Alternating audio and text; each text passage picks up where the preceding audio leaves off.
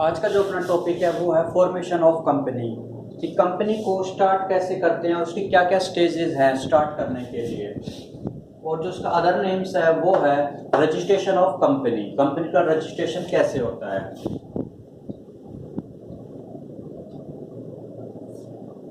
तो formation of company में 4 stages होती हैं।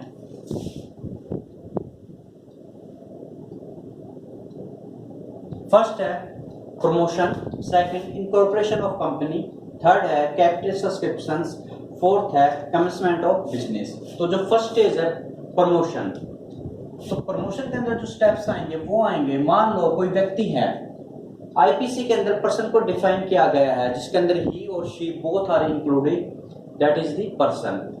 कोई व्यक्ति, कोई पर्सन कि प्रमोटर्स कैसे बनता है, जब कोई व्यक्ति कोई आइडिया, कोई स्किल्स यूज करता है to start the business for a company, तब उस व्यक्ति को हम प्रमोटर्स बोलेंगे। तो प्रमोटर्स वो व्यक्ति होंगे जो आइडिया, स्किल्स और कौन कौन से रॉ मटेरियल चाहिए कंपनी को स्टार्ट करने के लिए, और ऐसे जो काम जो कंपनी को स्टार्ट करने से पहले जो काम की रिक्वायरमेंट होती है उन कामों को जो करते हैं वो होते हैं प्रमोटर्स।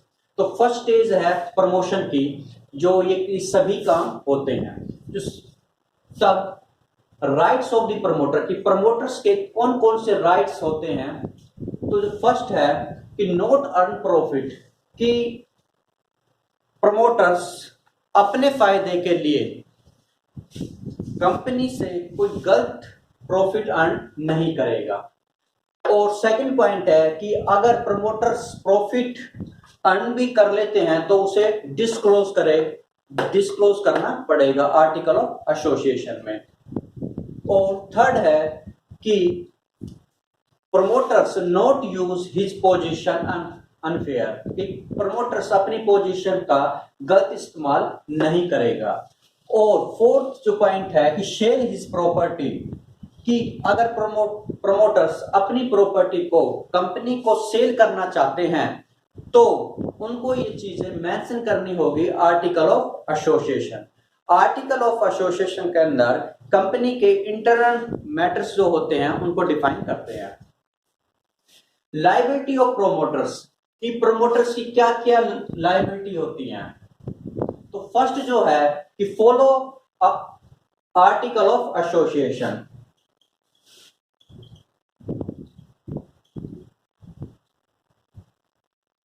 आर्टिकल ऑफ एसोसिएशन, इसके अंदर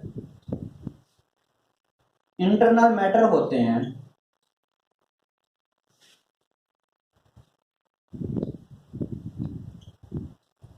ऑफ कंपनी, कि आर्टिकल ऑफ एसोसिएशन को फॉलो करें प्रमोटर्स। अगर प्रमोटर्स कोई फॉल्स स्टेटमेंट देता है रिलेटेड टू शेयर या डिवेंचर्स से, तब प्रमोटर्स को पेनल्टी लगेगी। थर्ड पॉइंट के अंदर क्रिमिनल लायबिलिटी, अगर प्रमोटर्स को क्रिमिनल एक्ट करता है तो उसके ऊपर क्रिमिनल लायबिलिटी अराइज हो जाएगी। फोर्थ जो है वो है ड्यूटी ब्रीच, अगर प्रमोटर्स अपनी ड्यूटी को ब्रीच करता है तो उसकी लायबिलिटी अराइज हो जाएगी। सेकंड जो स्टेज है, फर्स्ट स्टेज प्रमोशन थी, सेकंड जो स्टेज है वो है इनकॉर्पोरेशन ऑफ कंपनी। इसके अंदर एप्लीकेशन देनी होगी to the registrar,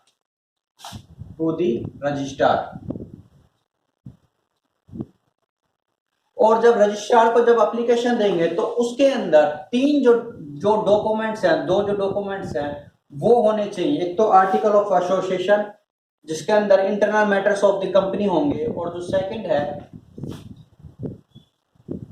memorandum of association.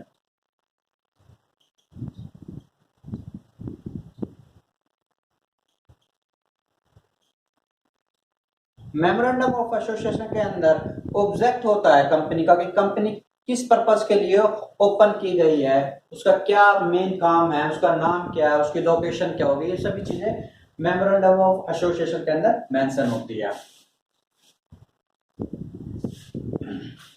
Consent और डिक्लेरेशन, जो भी कंपनी के जो मेंबर्स हैं जैसे कि डायरेक्टर्स, सीए, चार्टर्ड अकाउंटेंट और कोई भी जो अदर मेंबर्स हैं उनकी डिक्लेरेशन होनी चाहिए, उनकी कंसेंट होनी चाहिए, उनकी जो कंसेंट की जो रिपोर्ट है वो रजिस्ट्रार के पास भेजनी होगी। और अगर रजिस्ट्रार रिफ्यूज करता है टू रजिस्टर द कंपनी, तब हम एप्लीकेशन लगा सकते हैं फॉर रिट्स मैंडेमस।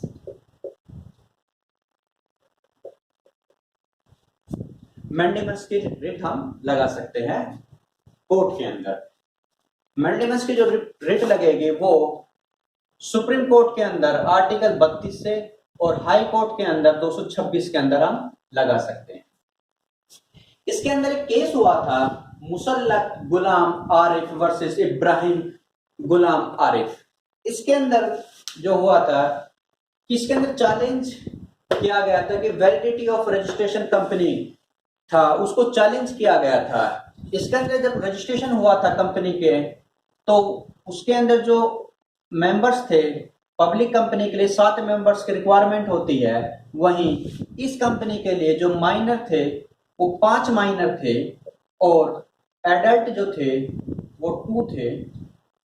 माइनर की जगह गार्जियन ने साइन किए थे, तो इस तरह से 7 मेंबर हो गए थे। तो कोर्ट ने हल्ड किया कि आप यहां पर इनकी वैलिडिटी को चैलेंज नहीं कर सकते, लेकिन आप वाइंडिंग अप की फाइल कर सकते हो। वाइंडिंग अप मतलब होता है कि कंपनी को बंद करना, उसकी लाइफ को समाप्त कर देना। वाइंडिंग अप का और की फाइल आप नेशनल कंपनी लॉ ट्रिब्यूनल के अंदर फाइल कर सकते हैं। ये कोर्ट ने हेल्ड किया था। थर्ड जो स्टेज है वो है कैपिटल सब्सक्रिप्शंस। प्राइवेट के कंपनी के लिए सिर्फ ये 2 ही स्टेज रिक्वायरमेंट होती है, प्रमोशंस और इनकॉर्पोरेशन ऑफ कंपनी। लेकिन पब्लिक कंपनी के अंदर ये 4 स्टेज की रिक्वायरमेंट होती है। तो जो थर्ड जो पॉइंट है कैपिटल सब्सक्रिप्शंस, कि पब्लिक कंपनी को अगर कैपिटल की रिक्वायरमेंट है, पैसे की जरूरत है, तो वो कहां से उसका अरेंज करेगी। तब कैपिटल को डिवाइड कर देगी कंपनी, और जो सिंगल जो यूनिट होगी कैपिटल की उसको बोलते हैं शेयर। तो कंपनी शेयर इश्यू करेगी। वो इसके अंदर जो पॉइंट है वो है प्रोस्पेक्टस इश्यू, कि कंपनी की एग्जैक्ट पोजीशन क्या है अकाउंट से रिलेटेड, कितना उससे प्रॉफिट है, लॉस है, ये सभी चीज उसे मेंशन करनी होगी। और अगर कंपनी प्राइवेट अरेंज कर सकती है मनी को, तब उसमें कोई प्रॉब्लम नहीं होगी। जो फोर्थ जो स्टेज है वो है कमेंसमेंट ऑफ बिजनेस, की रजिस्ट्रेशन और कंपनी का अगर डायरेक्टर रजिस्ट्रार ने कर दिया है, तब रजिस्ट्रार एक सर्टिफिकेट इशू कर देगा, कमेंसमेंट ऑफ सर्टिफिकेट। उसके ठीक 1 साल के अंदर कंपनी का कमेंसमेंट ऑफ बिजनेस स्टार्ट हो जाना चाहिए, अर्थात कंपनी स्टार्ट हो जानी चाहिए। और जो अदर जो स्टेज है उसके अंदर वो है स्टॉक एक्सचेंज की। कंपनी जब शेयर इश्यू करेगी तो वो स्टॉक एक्सचेंज के अंदर लिस्टेड हो जानी चाहिए।